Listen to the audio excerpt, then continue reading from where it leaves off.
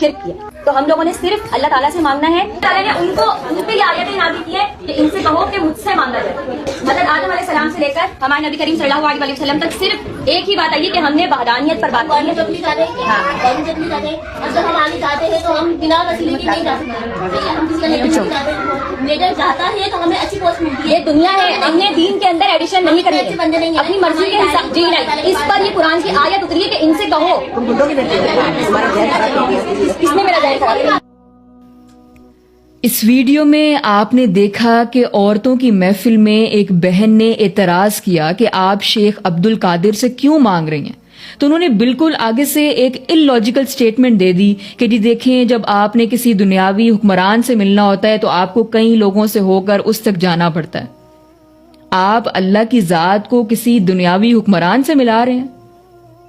اللہ کی کوئی مثل نہیں ہے. اور وہ جب خود قرآن میں فرما رہا ہے کہ میرے بندے مجھ سے مانگو فإنی قریب, کہ میں تمہارے قریب ہی ہوں. اور اللہ تو قرآن میں فرماتا ہے وَنَحْنُ أَقْرَبُ إِلَيْهِ مِنْ حَبْلِ الْوَرِيدِ, کہ ہم تو تمہاری شرک سے بھی زیادہ تم سے قریب ہیں. اور اس بہن نے ٹھیک کہا کہ جی دیکھیں, جتنے نبی دنیا میں آئے ہیں سب نے وحدانیت کا درس دیا ہے, شرک سے روکا ہے. اور پوری قومیں تباہ ہوئی ہیں شرک کی وجہ سے کہ وہ پہلے نیک لوگوں کی یاد میں مجسمے بناتے تھے, پھر ان کی تعظیم شروع کر دیتے, اور پھر ایٹ دا اینڈ ان کی عبادت کرنے لگتے, ان سے مانگنے لگتے.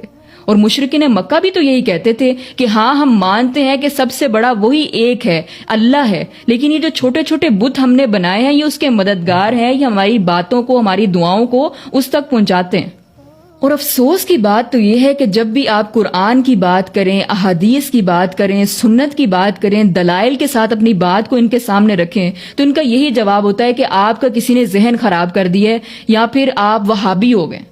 میں نے خود جب اپنے اسٹوڈنٹس کو شرک کے بارے میں بتایا اور انہوں نے آگے لوگوں کو بتایا تو لوگوں کا یہی جواب ہوتا تھا کہ آپ کی ٹیچر تو وہابی ہو گئی ہیں. And at that time I was like, یار یہ وہابی کیا ہوتا ہے؟